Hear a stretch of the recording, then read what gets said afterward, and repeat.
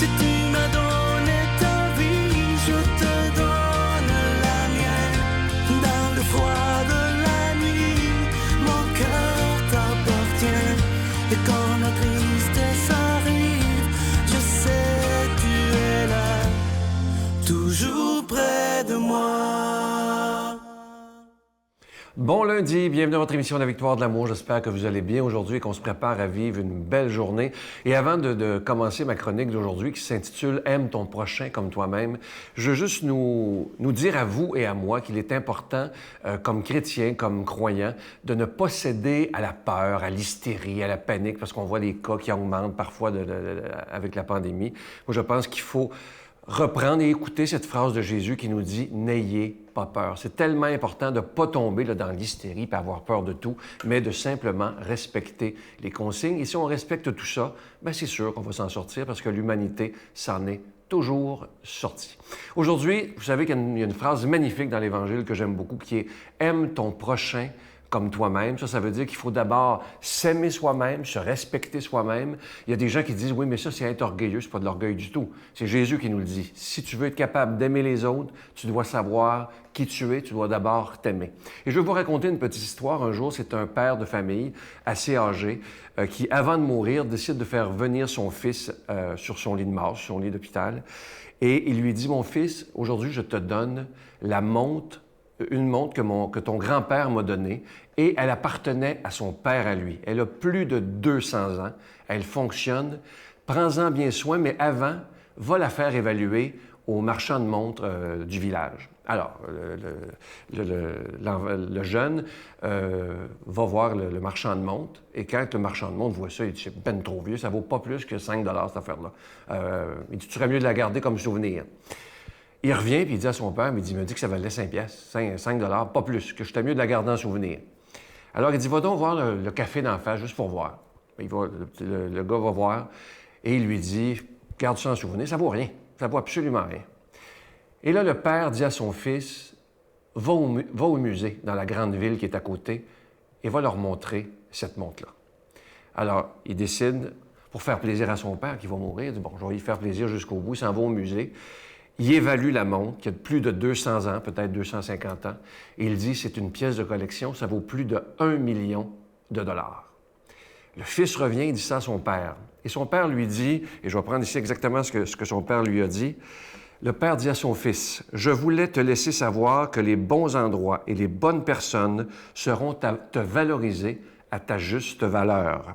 Ne reste jamais dans un environnement ou avec des personnes qui ne te valorisent pas et te font sentir comme moins que rien. » Et ça, c'est tellement vrai. Il faut s'entourer de gens qui voient notre potentiel, qui voient notre valeur et qui nous dénigrent pas notre personne.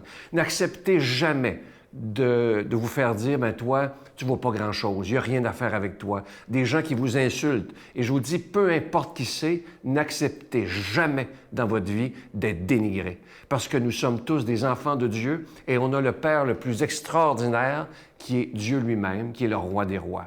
Alors, si notre papa est le roi des rois, si notre Père est ce Dieu de tendresse, nous sommes des êtres extrêmement importants pour lui. Alors, acceptons pas d'être dénigrés, que des gens nous disent « Ah, ben toi, tu ne vaux pas grand-chose, il n'y a rien à faire avec toi. » Acceptons jamais ça dans la vie. Et rappelons-nous cette histoire de la montre. Quelqu'un disait qu'elle valait 5 $ et l'autre qui a su voir sa valeur inestimable. Et c'est ça pour l'être humain que vous êtes et que je suis. Nous avons une valeur inestimable. Notre Père qui es aux cieux, que ton nom soit sanctifié, que ton règne vienne, que ta volonté soit faite sur la terre comme au ciel. Donne-nous aujourd'hui notre pain de ce jour. Pardonne-nous nos offenses comme nous pardonnons à ceux qui nous ont offensés. Ne nous laisse pas entrer en tentation, mais délivre-nous du mal, car c'est à toi qu'appartient le règne, la puissance et la gloire pour les siècles des siècles. Amen. Mon Père, je m'abandonne à toi. Fais de moi ce qu'il te plaira. Quoi que tu fasses de moi, je te remercie. Je suis prête à tout, j'accepte tout, pourvu que ta volonté se fasse en moi, en toutes les créatures. Je ne désire rien d'autre, mon Dieu. Je remets mon âme entre tes mains. Je te la donne, mon Dieu, avec tout l'amour de mon cœur, parce que je t'aime, et que ce m'est un besoin d'amour de me donner, de me remettre entre tes mains, sans mesure, avec une infinie confiance, car tu es mon Père.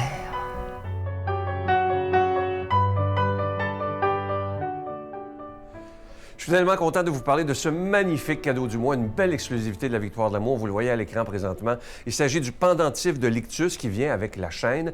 Et vous allez le voir, l'ictus, c'était le premier symbole des premiers chrétiens au tout début de l'Église, donc il y a plus de 2000 ans. C'était une façon de se reconnaître entre eux parce qu'il y avait beaucoup, évidemment, ils étaient très persécutés. Et vous avez dans l'ictus, c'est ça qui est spécial de ce bijou de cette année, la croix à l'intérieur. Donc, dans le même bijou, vous avez les deux signes des chrétiens, soit le poisson et la croix. Ce bijou, il est en acier inoxydable et à votre demande, il vient avec la chaîne. Ça se donne bien en cadeau. Et comme toujours, ce bijou, il est déjà béni. Je vous donne l'adresse. Je vous rappelle que vous le recevrez avec un don de 25 et si vous en voulez deux, avec un don de 40 $. Voici l'adresse, la Victoire de l'amour, case postale 120, succursale Boucherville à Boucherville, le J4B 56, je vous la redonne. La Victoire de l'amour, case postale 120, succursale Boucherville à Boucherville, le J4B 56. Également par téléphone, par carte de crédit du lundi au vendredi de 8h30 à 16h30 dans le 514-523-4433, 523-4433 ou sans frais le 1-888-811-9291, 1-888-811-9291 et aussi sur notre site Internet, le www.lavictoiredelamour.org.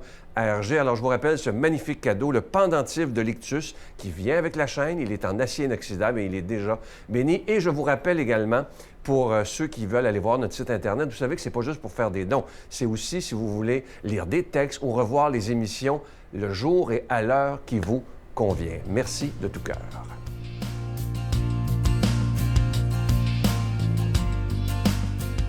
Mon Dieu, donnez-moi la sérénité d'accepter les choses que je ne peux changer, le courage de changer les choses que je peux et la sagesse d'en connaître la différence. Amen. Aujourd'hui, la parole de Dieu est proclamée par quelqu'un qu'on apprécie beaucoup, Éloi.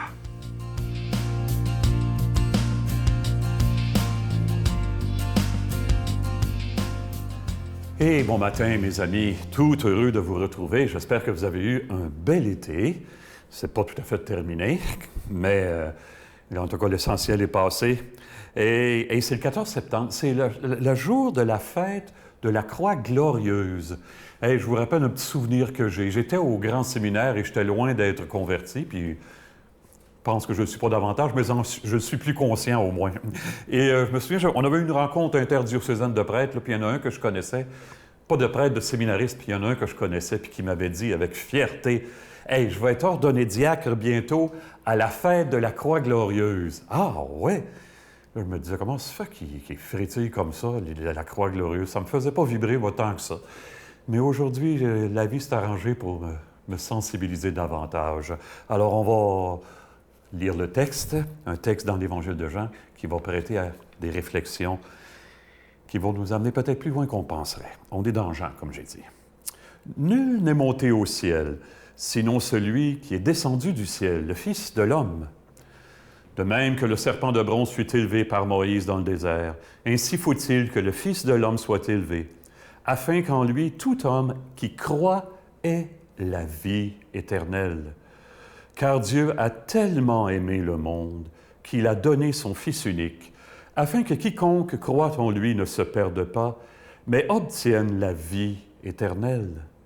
Car Dieu a envoyé son Fils dans le monde, non pas pour juger le monde, mais pour que, par lui, le monde soit sauvé. » Le monde sauvé. Eh bien, comme vous, il y a 1 mois et demi à peu près, j'ai regardé à la télé les scènes de désolation à la suite de la double explosion qu'il y a eu à Beyrouth. C'était vraiment affligeant, n'est-ce pas? Et je regardais ça, puis je me disais, on dirait que le mal, que la violence, que la guerre sur la planète ont toujours une longueur d'avance sur la bonté et la paix. On a fait des progrès au plan scientifique depuis 75 ans, c'est extraordinaire, et au plan de la connaissance de l'homme aussi, de l'humain. puis on dirait que le mal prend un peu plus de distance parfois, chaque jour. Je ne sais pas si vous êtes d'accord avec moi. Puis là, on parle du Liban, mais il y a beaucoup de scènes, de lieux sur la planète où la situation de la souffrance est pénible, voire insupportable. Dans un tel contexte, c'est plus que de l'audace, c'est presque de la provocation de parler de la croix glorieuse. Hein? Ça veut dire quoi, glorieuse? C'est quoi la gloire de Dieu? Vous souvenez-vous, dans l'Évangile à Noël, ça finit « Gloire à Dieu au plus haut des cieux et paix sur la terre aux humains qu'il aime ». On reprend cette phrase-là, cet hymne-là, tous les dimanches à la messe. C'est quoi la gloire de Dieu? C'est-tu parce qu'il serait sur Facebook et tout le monde le suit? Pas du tout. C'est parce qu'il serait extrêmement puissant pour le redouter? Pas du tout. Il serait riche? Pas du tout. C'est quoi la gloire de Dieu? C'est le rayonnement de son amour dans ma vie puis dans le monde. C'est ça. Hey, je vous dis que quand le Christ a été crucifié, je ne sais pas si vous avez vu le film de Mel Gibson il y a une quinzaine d'années, La Passion, c'était insupportable. On fait tout ce qu'on peut pour le torturer atrocement avant de le clouer sur une croix. Il n'y avait pas grande gloire au sens humain là-dedans. Et pourtant, le Christ continue d'aimer jusqu'au bout. Il reste dans l'amour. Et c'est d'ailleurs la conclusion de la Bible. On se l'est dit quelquefois. Hein? C'est quoi la conclusion de la Bible en 2 mots? L'amour existe. Et que ça fait du bien de savoir ça. Pas nos petits amours, là. Cheap, jaloux, manipulateur, jamais content. C'est pas ça, là. L'amour existe. Je me souviens d'être allé dans des classes de secondaire 5 et d'avoir parlé de ça avec les jeunes. Et j'ai rencontré quelques temps plus tard une jeune qui était dans ces classes-là. Elle me dit « Hey, monsieur l'abbé, je vais vous montrer quelque chose. » Ça l'avait tellement frappé, l'amour existe, elle se l'était fait tatouer sur le bras, figurez-vous donc.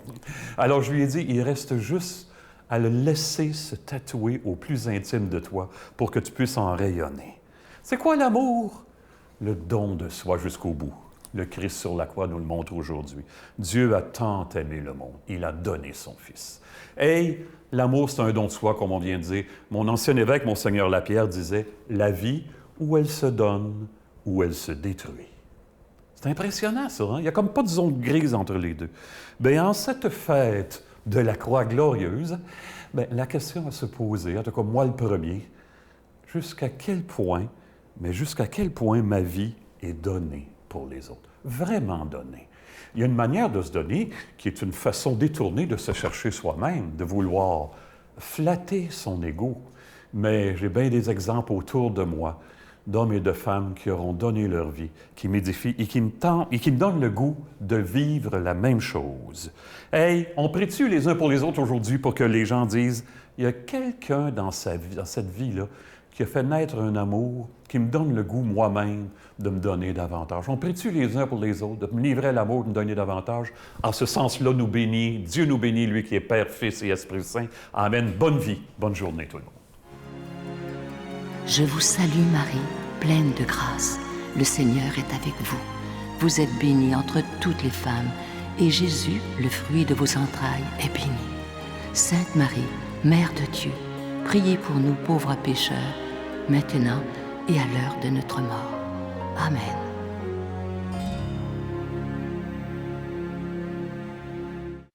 Avant de vous quitter, je vous laisse avec une très, très belle pensée. Elle est de Mère Teresa. Écoutez bien, ça dit ceci. « Nous ne pourrions pas être en présence de Dieu si nous ne nous obligions pas au silence intérieur et extérieur. C'est pourquoi nous devons nous habituer au silence de l'esprit, des yeux et de la langue. » Et ça, c'est tellement vrai. Regardez dans notre société aujourd'hui, regardez autour de vous, et peut-être même vous-même, lorsqu'on va prendre une marche en ville, peu importe, la majorité des gens ont des écouteurs sur la tête. C'est impossible maintenant d'être en silence. Et je me souviens, quand j'étais enfant, il y avait une professeure qui nous disait, on était tout petits, « Si vous voulez, on va écouter le silence tous ensemble. » Et on se taisait. À demain. Bye. Je commençais à anticiper les crises, les coups, puis... Tu dois avoir peur quand même. Oui, le quotidien devient pesant. J'ai eu des menaces de mort, mais on n'a pas envie de tester, voir si c'était simplement des menaces ou si c'était vrai. Fait que moi, j'avais très peur. Tu seras mon cri, tu seras ma voix.